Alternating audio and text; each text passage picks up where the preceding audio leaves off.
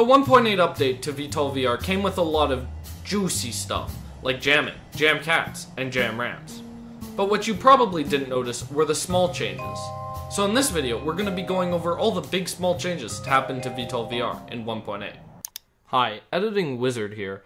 Fun fact, this is actually the second time I've tried to release this video.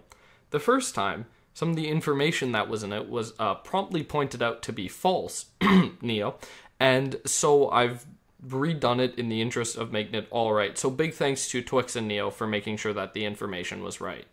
Anyways, into the video. Before 1.8, RWR was based on the distance between your aircraft and the radar. But now, it works on the relative strength of the radar to your aircraft. This means that a radar that's stronger will appear closer to another radar, even if they're in the same location. To add to this, the RWR has also been given a resolution nerf. Now, the RWR shows the rough bearing of a missile and not the actual bearing, meaning that it's more difficult to find 90 degrees for chaffing off a missile. And speaking of chaff, chaff was probably the biggest thing to change in 1.8. Before 1.8, to use chaff effectively, you would have to do the meta known as wiggling. During this, if you were to place one chaff right at 90 degrees, you'd cause the missile to lose log. This was because before 1.8, if you put chaff right on the beam, you had a very high chance of making the missile lose log. This is still the case. Well, sort of. You see, it's still very possible to wiggle and use one chaff to chaff off a missile, but because of the way the new RWR system works, it's way harder to find the exact 90-degree point.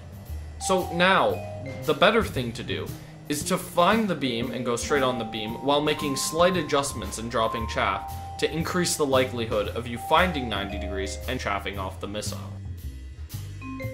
As many of you know, the new AIM-54 Phoenix missile is a big, heavy, slow-turning beast that is super easy to G-pull. I mean super easy, like 8-9 Gs easy, which in contrast to the AIM-120 is a massive difference. You can G-pull that in any plane with a G limiter like the F-45 and EF-24. So just make sure you know the missile that shot at you before trying to G-pull it. So yeah, those are the things that changed in 1.8. If you didn't know them, then you got a little better at VTOL VR. If you did, then I don't really know why you're here.